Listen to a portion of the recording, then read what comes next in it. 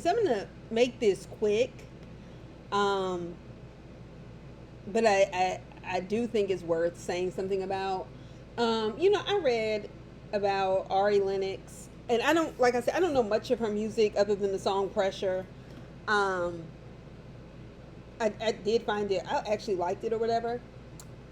And her commentary on the Martin Show and Pam and Gina and how it hurt her as a dark skinned, you know, girl, teenager, young woman, and that she felt like it portrayed colorism. Okay. Now, as somebody who has told y'all, I do not believe that everything in the black community needs to be reduced to colorism. Like chicks on Potomac who are just outright, somebody who said from the gate, y'all just have to realize this reality TV chicks are just mean. That's why they're on reality TV. They're nasty. If it's not, I didn't think Candace Dillard Bassett was some big victim of colorism amongst the group. She was a victim of trying to be friends with two sorry tricks, Giselle and Robin, and then they turned on her because those are the kind of people they are. I say that to say, and it's somebody who has been accused of being colorist in my comments many times because I say Tisha Scott is dumb. I don't like her. And then it's, because, she's dark skinned and you're colorist. And see, that kind of stuff I'm not here for. The Ari Lennox thing, when I say that people cheapen the issue of colorism, this is what I mean when it's weaponized cheaply and then we don't have serious conversations. I saw those comments, and honestly, on a neighborhood talk, so I can be clear about where I, was reading them. And I found those comments abysmal. I found them abysmal. We're not getting rid of Martin. Martin made fun of everybody, said and the other. He never said anything about her being dark skinned. He didn't have to. He did not have to. I noticed that as a kid, teenager, well, teenagers when I really started watching Martin, and as an adult, and certainly as a student in college. Now, I'm not saying that, as one of my, people at Spelman had said, the lady who worked in history, she was working on a PhD or whatever, but she was cool. And I remember she said to me, and for whatever it's worth, was a dark complexion woman, because I was saying, sometimes it makes me laugh, but the more I know, the more guilty I feel or whatever. She said, sometimes you just have to put that stuff out of your mind so you can release. And I understood her point. But the point remains the same. BDB, right? Nappy hair. Those are insults we did not hear against Gina at any point. Okay? You're rough, you're this, you're that. Your breath is this. The constant banter and badgering is colorism. You chose those people for those parts. No, I don't think Gina's head being big or people saying she has an apple head and all the things. And honestly, if we're being real and clear, I always thought Pam was prettier. But I also don't think we should reduce this down to what woman is more beautiful. All of those things are more associated with the fact that Pam was dark skinned, and therefore these are the negative attributes that come with it. And I can only imagine being a darker skinned girl, and she's younger than myself, watching that and kind of feeling that. And why shouldn't she? Because it is rooted in colorism.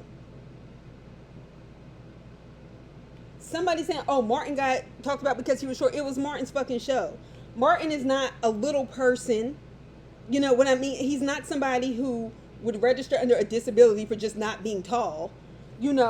Cole living with his mother is not the same. That's a situation that could be changed if he just worked harder. Tommy not having a job was another situation in which Tommy could have changed his circumstances by getting a job. That is not the same as your skin being dark, you having too much weave, it's not like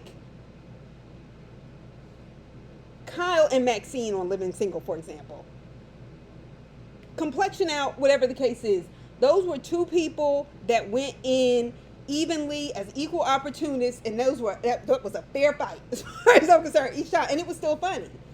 But there is no way in hell, and certainly with the depiction of Shanae and Martin being a man and dressing up as, the dark-skinned ghetto girl, what these are based on, people you've seen or whatever, the perpetuation of the ghetto black woman who knows nothing, especially throughout the 90s, and it's still with us. And it was associated with darker skinned women. And let's not act like, Martin didn't participate in film, so on and so forth, that perpetuated those kinds of things.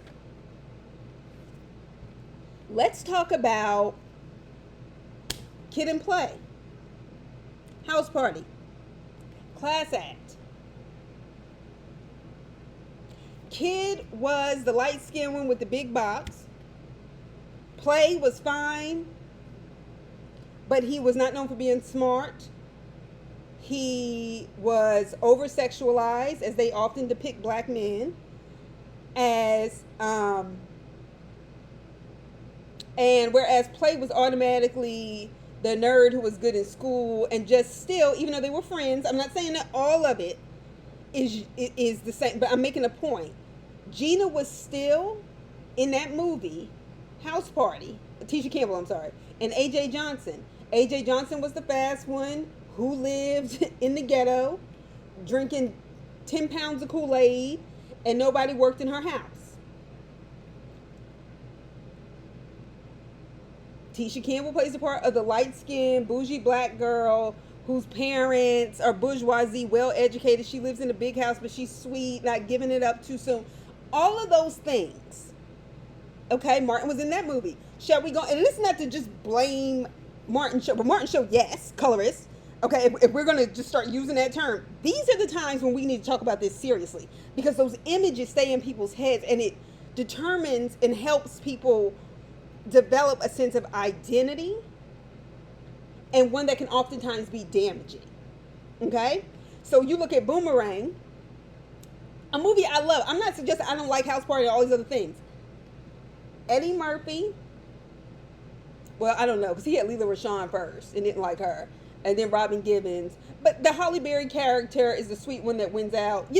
Still, I'm not suggesting that. Actually, Boomerang's a little bit more balanced. But like in Coming to America, they had the dark-skinned girl as somebody who couldn't get anybody. She was always doing too much. The light-skinned sister was the calm one who was reading the book and gets the prints and had to write. Give me a break. Let's not act like these things. Now, this is where I feel like the seriousness of the colorism conversation needs to happen. Okay? Miss me with the people on these reality shows who just fight each other because they fight. And then when they don't like somebody, then it's colorist. Okay? This to me is, and this black woman comes out, says that is how that made her feel. She is not asking for some perpetual across every network in America to take the show off air. She is saying how she felt as a black woman, and then attacked for saying that's how she felt, and is being dismissed. I don't have to listen to all her music to know that's true, and no, she ain't the only one who feels that way. And in those comments, I just felt like men and women both. In those comments, it was very telling, right? Like, oh, y'all not gonna make us get rid of Martin. Nobody asked for that, but we have to see it for what it's worth.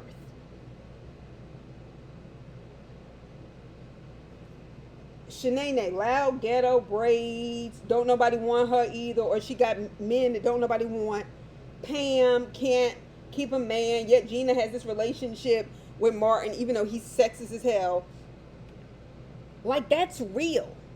And when somebody's articulating that, even if you don't agree, although I'm not really sure how you disagree with her saying those were her feelings growing up, that is something to consider. And in the process of something being so public like that on the blog, you're silencing other darker complexion women and girls, teenagers, whoever, college age, who may have felt that way too, and seeing that response is what shuts them down. and what perpetuates those forms of self-hatred to try to deal with the trauma of not being seen or acknowledged when they say something like that. This is not the first time I've ever heard these arguments. Like me just talking about that in college, plenty of people were having those conversations. This is not the first time that they're having it, but it is one of these times where I can actually feel like there is something of substance and value to talk about. Because sometimes it's just, oh, this guy didn't like me, so he must only want light-skinned girls, colorists. You know, like they just throw it around way too much. Like black people cannot help if they're light-skinned or dark-skinned or brown-skinned or whoever told them where they fall in on the spectrum. So I'm not into that fucking game either. But this is legitimate. And whether you agree or disagree, like, check yourself before you start responding in a way that can be really damaging to people. And I'm sure there's somebody who's going to ask a dumb question like, oh, well, why Pam play the part then? Why she play the part? Because she needs work. The same way we get up every day, go to a job where we know the people are racist, because you can't just kick your job. I mean, unless you're just willing to, you know, live like that. I'm not.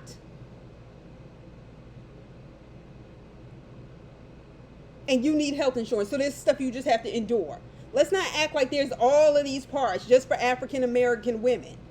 Not to mention the Cynthia Erivo types who look down on African Americans, and they come over here from Britain and they never say anything about the racism in this country, and they, you know, bow and scrape, and they don't have the same experience we do. Because they have to work. That's why. So miss me. Also, here we go. Somebody asked me to bring this up. I really don't have a lot to say about this. Shannon Sharpe settled, gave that woman, what, $20 million at the least for the rape lawsuit. Yes, I do believe. I personally believe, not based on, you know, court evidence. Yes, I do believe he's guilty. I also find it disgusting that he so willingly walks around with all these designer clothes and then wouldn't pay over, what, $30,000 for his daughter's wedding?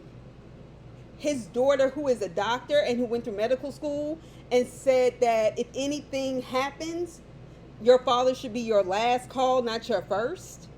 And you can already tell somebody like him was not involved in their kids' lives. But then you want to play this, oh, you need to work for it, work for it, work for it. It's his way of punishing women because he's ugly. I don't give a shit. He's ugly.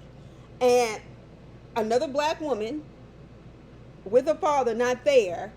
And my thing is, when a woman is without money, who is your daughter, and you have plenty of it, which you clearly had to give somebody $20 million, who's younger than your daughter, weirdo. What did you expect? Like, a woman, your daughter, should not be going to anybody else for money when she has a father, especially before she's married. That actually sets up for a lot, what a lot of men are, controlling, predatory, feeling like, okay, her father's not looking out for her, so who is? The hell with him, okay? And Shannon Sharpe needs to go take a speeching class. That is beyond a speech impediment, while he runs his mouth. And any man in his 50s still talking about, well, you know, what should I do with dating? What woman should I find? As a man, that is nobody's compliment. You sitting around acting like you some 20-year-old who's just going to talk all this stuff, and then women will come and beg to be around you. Miss, that is so immature. I think that is so unbecoming. Like, women who aren't married at that age, many times either by choice or for different circumstances. Men who are not married by the age of 50, something's wrong. There's a maturity problem. Okay, Umar Johnson, Abdullah, whoever he is, depending on the day, his accounts are frozen. We don't care. You getting on here asking people for money, saying you've never asked people for money. Excuse me, sir? I remember a whole swarm of women. I told y'all about the story. Y'all can go back and look in my videos. When I talked about the first time I had not ran in personally in Umar Johnson, it was on MadameNoir.com, and they were talking about he's trying to buy this St. Paul's school in Virginia, and I knew of Lawrenceville, Virginia, because my father's family is from there, and it's a very, very, very small town. I mean, like small, small, like unbearably small. Like I don't go back there small. But and I remember saying, "Who the hell is he?" And I said, "Why is he just building this school for boys and not girls?" And then talking about this education problem. And when I tell you, people attacked me, they were like, "Shut up!" And da da da da. And you don't have this, and you don't have this. And I was like, "Y'all don't even know where his degrees are from." You go to his website, anytime you see them red, black, and green websites, I'm telling you right now, they scamming on that Hotep stuff. It is what it is. I'm not sorry about anything. And for this man to be making videos going live, and then somebody's asking how is his daughter doing, who we didn't know existed until a few months ago. Not didn't know existed, but like, weren't familiar with her face. All because she was looking for her other sister. Through him. In the process, this girl has been checked into a mental hospital for self-harm. And I don't want to get too much into it because this is not her fault. And you refer to her as baby Smurf, and people ask you how your daughter's doing. You're like, I don't know if she's dead or alive. I'm just going to pray that she... A father doesn't know whether his daughter,